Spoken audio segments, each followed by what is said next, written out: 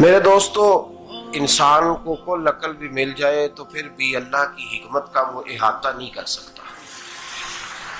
رب کریم کو زیادہ پتہ ہے کہ ہمارے لیے کون سی چیز بہتر ہے اور کون سی چیز ہمارے لیے نقصان کا باعث ہے۔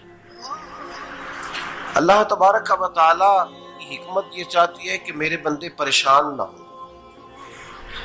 رب یہ چاہتا ہے کہ میرے بندے کسی جگہ پہ بھی دقت اور پریشانی کا شکار نہ ہو، تو اللہ تبارک و تعالی نے راہ اعتدال اختیار کرنے کا حکم ارشاد فرمایا کہ تم اعتدال کے رستوں پہ چلو، معتدل زندگی گزارو،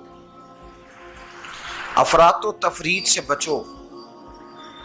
آج جس معاشرے میں ہم وقت گزار رہے ہیں، اس معاشرے میں ہم اس بات کو سمجھنے سے قاصر ہیں کہ اصل ہمارا مسئلہ کیا ہے۔ ہمارا اصل جو مسئلہ ہے اس کی شناخت ہمیں کیسے ہوگی اور ہم پھر اس تک رسائی کس انداز میں حاصل کر پائیں۔ ہم ہمیشہ اپنی آمدن بڑھانے کے چکر میں رہتے ہیں، ایک کام اور شروع کر لیں، پارٹ ٹائم جاب شروع کر لیں، کوئی سائیڈ بزنس اس کا آغاز کر لیں۔ ہماری جو دوڑ لگی ہوئی ہے وہ لگی ہے کام بڑھانے میں، آمدن بڑھانے میں، حالانکہ اسلام ہمیں یہ کہتا ہے کہ تو آمدن بڑھانے کے چکر میں نہ پڑ، اصل بات یہ ہے کہ تو اپنے خرچے کنٹرول کر۔ تنگ انسان وہ نہیں ہوتا جس کی آمدن تھوڑی ہوتی ہے، یہ توجہ کیجیے گا میری بات، یہ قیمتی بات ہے اور گفتگو ساری کا لب لباب ہے۔ تنگ بندہ وہ نہیں ہوتا جس کی آمدن تھوڑی ہوتی ہے، اصل پریشان وہ ہوتا ہے جس کے خرچے زیادہ ہوتے ہیں۔ اور ہمارا جو روزمرہ کا نقصان ہو رہا ہے نا، وہ آمدن کے معاملات میں نہیں ہو رہا۔ بنیادی نقص جو واقعہ ہو رہا ہے وہ یہ ہے کہ ہمارے اخراجات زیادہ ہیں، اور وہ اخراجات کسی اور نے نہیں بڑھائے، وہ خرچے ہم نے خود بڑھا لیے ہیں اور اب ہمیں اس کا نقصان بھگتنا پڑ رہا ہے۔ اور اگر آپ صحیح معنوں میں ٹٹولیں تو جو بہت امیر لوگ ہیں وہ تو ان خرچوں سے بچ گئے۔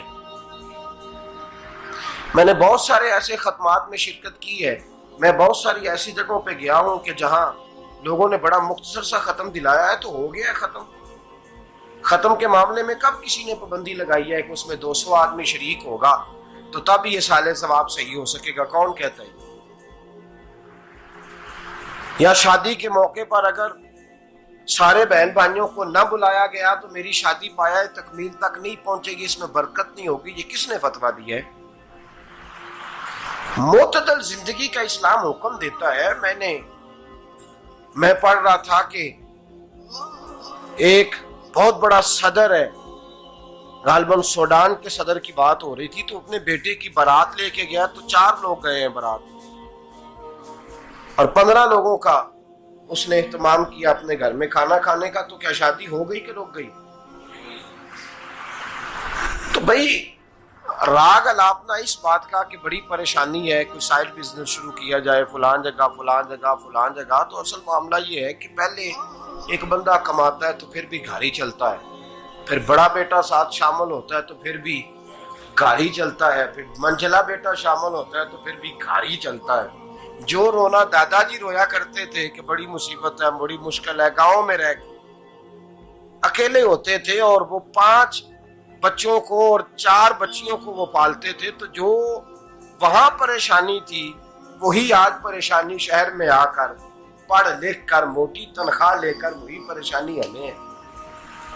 تو میں جس نتیجے پہ پہنچا ہوں اس کو پڑھ کے، قرآن مجید کی چند آیات کو دیکھ کر اور اس مفہوم کی جو حدیثیں کتب احادیث میں پائی جاتی ہیں اور ہمارے بزرگوں نے ہمیں جو مزاج اس حوالے سے دیا ہے، میں اس نتیجے پہ پہنچا ہوں کہ مسئلہ آمدن کا نہیں، مسئلہ خرچے کا ہے۔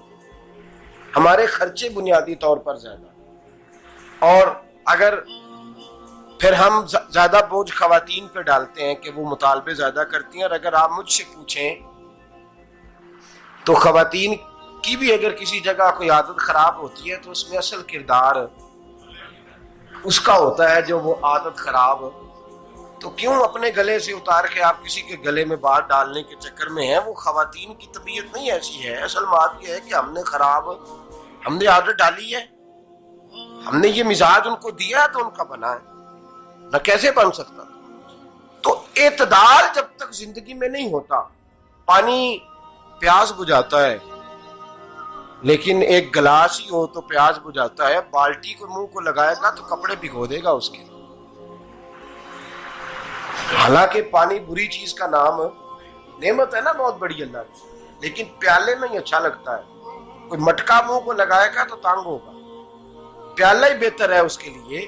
تو میرے دوست، مٹکے سے بھی بعض اوقات کام چل جاتا ہے، لیکن اگر کوئی کہے نہیں مجھے دریا ہی چاہیے تو اس کا تو گھر بہہ جائے گا، سارا گھر بہہ جائے گا اس کا. ہمیں دریا قابو کرنے کا موڈ بنایا ہوا ہے تو اس سے گھر بہا کرتے ہیں، اس سے گھر بنا نہیں کرتے. گھر پیالے سے پانی پینے سے بنتا ہے. اگر تو دریا پہ قبضہ کرنے کا موڈ بنائے گا تو گھر بنے گا نہیں، گھر بہ جائے گا. آگ نہ ہو تو کھانا پک نہیں سکتا، لیکن ہلکی آنچ سے کھانا پکتا ہے.